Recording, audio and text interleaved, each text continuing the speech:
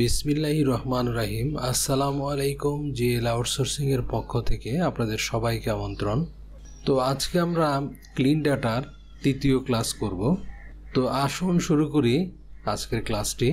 তো এরপরে আমরা দেখব যে আমাদের এই ডাটার মধ্যে কোনো ডুপ্লিকেট ডাটা আছে কিনা। তো এর জন্য আমি কি করব, আমার এই ডাটাগুলোকে কন্ট্রোল এ দিয়ে আমি সিলেক্ট করব। তো আমি কন্ট্রোল এ দিয়ে কি করলাম, তো আমি কন্ট্রোল এ দিয়ে সিলেক্ট করলাম। এরপরে দেখেন আমি এই যে ডাটা যে ট্যাব আছে এটাতে ক্লিক করব। ক্লিক করার পরে দেখেন এই যে এখানে একটা অপশন আছে রিমুভ ডুপ্লিকেট। তো এখানে যদি আমি ধরি, দেখেন এখানে একটা কথা আসছে remove duplicate, delete duplicate rows from sheet. তো আমরা কি করব, এটাতে ক্লিক করব। ক্লিক করার পরে দেখেন একটা বক্স আসতেছে। তো এরপরে দেখেন এখানে একটা চেক মার্ক আছে যে মাই ডাটা হ্যাজ হেডার্স। তাহলে এই যে এখানে হেডারগুলো আছে, এই দেখেন এই যে এখানে আমরা ইয়ার, বুক, তারপরে রাইটার, এই হেডারগুলো সে নিয়ে আসছে। তো এই হেডারের মধ্যে যে ডুপ্লিকেটগুলো সে পাবে সেগুলোই সে কি করবে, ডিলিট করে দিবে বা রিমুভ করে দিবে। তো আমি চাচ্ছি যে আমার এই কলামের মধ্যে যে রোগুলো আপনার ডুপ্লিকেট আছে, ইনফরমেশনগুলো ডুপ্লিকেট আছে, সেগুলো সে ডিলিট করে দেখ। তো এই ক্ষেত্রে আমি কি ধরনের ডুপ্লিকেটগুলো চাচ্ছি, তো আমি চাচ্ছি যে আমার এই কলামের মধ্যে যে ডুপ্লিকেটগুলো আছে, প্রত্যেকটা কলামের মধ্যে যে ডুপ্লিকেটগুলো আছে সেগুলো আমি রিমুভ করতে চাচ্ছি। এবং দেখেন আমি যে এখানে যে উপরে যে হেডারগুলো আছে, আমি চাচ্ছি যে সবগুলো হেডারের মধ্যে যে ডুপ্লিকেটগুলো আছে, মনে করেন যে এখানে কোনো সাল, যদি কোনো বছরের মধ্যে ডুপ্লিকেট থাকে সে বের করবে, কোনো বইয়ের নামের মধ্যে যদি কোনো ডুপ্লিকেট থাকে সেগুলো বের করবে। এখন আপনি যদি কোথাও কোনো একটা যদি আনচেক করে দেন, যদি ইয়ারের মধ্যে আনচেক করে দেন, তাহলে ইয়ারগুলো সে ধরবে না। যদি বইয়ের মধ্যে এখানে যে হেডারের যে কলামগুলো আছে, যে কোনো একটা আনচেক করে দিলে সে ওইটাতে কি করবে না, আপনার ডুপ্লিকেটগুলো সে রিমুভ করবে না। এখন এখান থেকে আপনি যদি সবগুলো সিলেক্ট করে দেন, তাহলে সবগুলো কলামের মধ্যে আপনার এই প্রত্যেকটা রোতে এবং সেলের মধ্যে সে যদি কোনো ডুপ্লিকেট পায় সেগুলো সে কি করে দিবে, রিমুভ করে দিবে। তো আমি কি করলাম, এখানে ওকেতে ক্লিক করলাম। তো দেখেন এখানে সে বলতেছে যে সে 3টা ডুপ্লিকেট ভ্যালু পাইছে এবং রিমুভ করে দিছে। তাহলে 500 এখানে ভ্যালুগুলা কি আছে, ইউনিক আছে।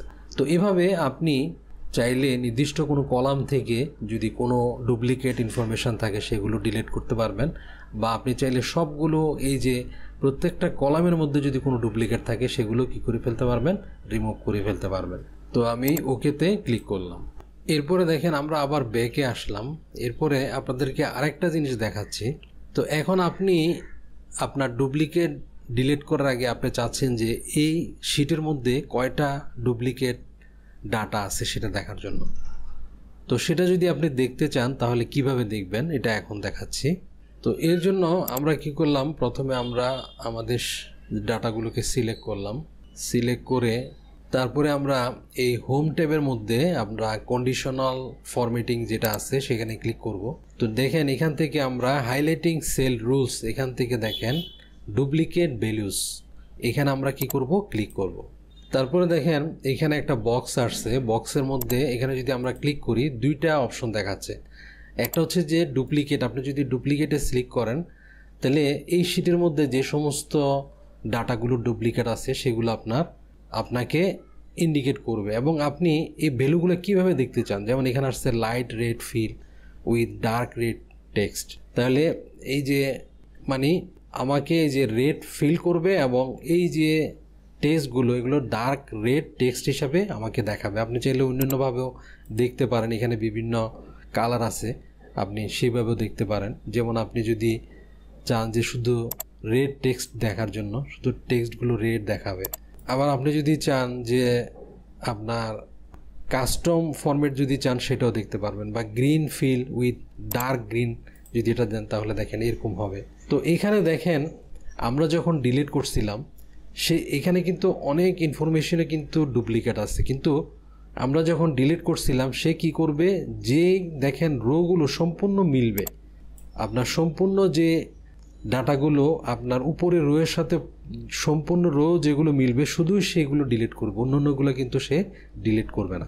তো এখানে দেখেন আমরা, তো ধরেন আমি এই কালারটা দিয়ে ওকে করলাম, ওকে করার পরে দেখেন এখানে আমার কয়টা ডুপ্লিকেট আছে সেটা আমি এখানে দেখতে পারতেছি। এই যে ডুপ্লিকেটটা দেখতে পারতেছি। তাহলে আমি চাইতেছি দেখেন এখানে আমার কিন্তু এই যে 3টা রো কিন্তু ডুপ্লিকেট আছে। এই রোয়ের সাথে একদম এই রো মিলতেছে, এটা হলো একটা। তারপরে এই রোয়ের সাথে এই রোটা মিলতেছে, এই রোয়ের সাথে এই রোটা মিলতেছে, মানে 3টা আমার রো আছে ডুপ্লিকেট।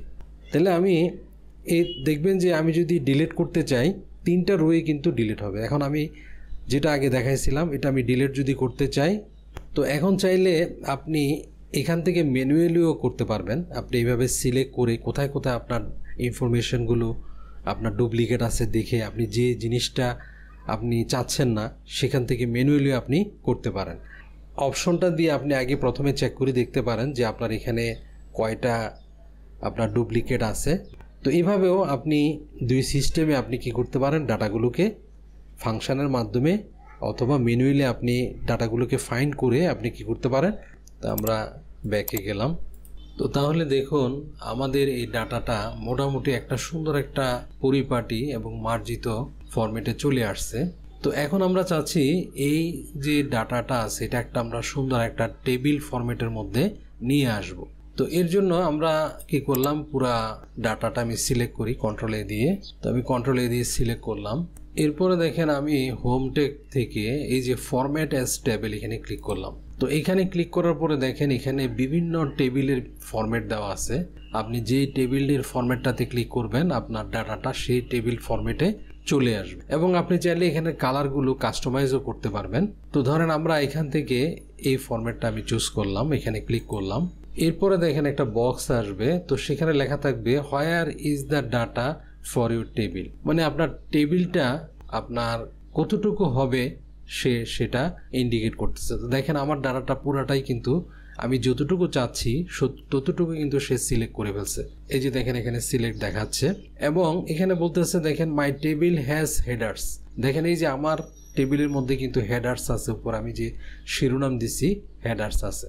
তো যদি আপনি হেডার্স রাখতে চান তাহলে আপনি হেডার্সের উপরে ক্লিক করবেন। তো আমি যেহেতু এখানে হেডার্স আছে আমি হেডার্সে ক্লিক করলাম, আমি এটাতে ক্লিক করলাম, ক্লিক করে ওকেতে ক্লিক করলাম। তো দেখেন আমার এই সুন্দর একটা টেবিলের একটা ফরম্যাট অটোমেটিক হয়ে গেছে, আমার আর ডিজাইন করতে হয় নাই। তো এভাবে আপনি আপনার ডাটাকে এখানে টেবিল ফরম্যাট থেকে সহজে সুন্দর টেবিল ফরম্যাটে নিয়ে আসতে পারবেন।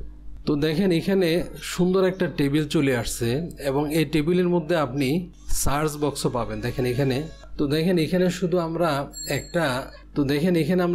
একটা সুন্দর টেবিলই পাইনি এবং এখানে দেখেন সার্চ বক্সও দেওয়া আছে। এখান থেকে সার্চ করে আপনি যে কোনো কিছু ইনফরমেশনগুলো খুব সহজে বের করতে পারবেন।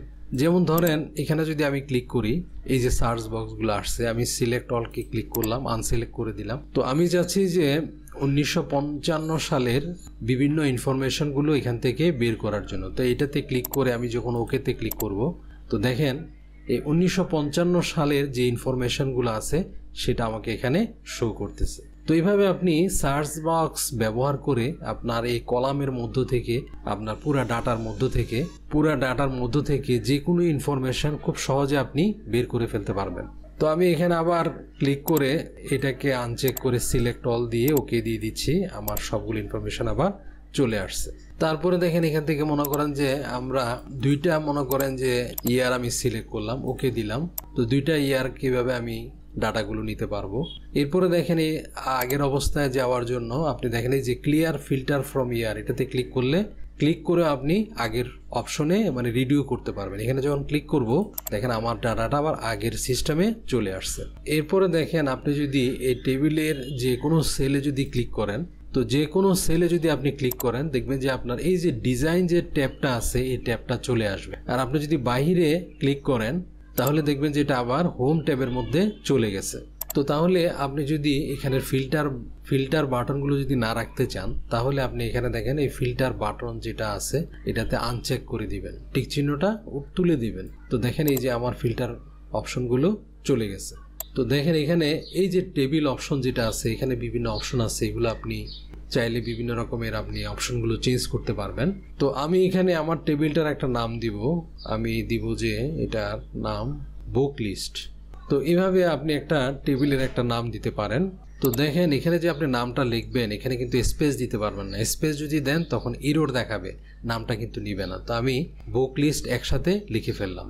লিখে যখন করলাম এটা কিন্তু আমার এই বুকের লিস্টটা আমার সেভ হয়ে গেছে, এই টেবিলের লিস্টটা মানে নামটা সেভ হয়ে গেছে। তো এরপরে দেখেন আপনার যদি এখানে যদি ক্লিক করার পরে যদি আপনার ডিজাইনটা না আসে তাহলে আপনি ম্যানুয়ালি কি করবেন, ডিজাইন ট্যাবে ক্লিক করবেন।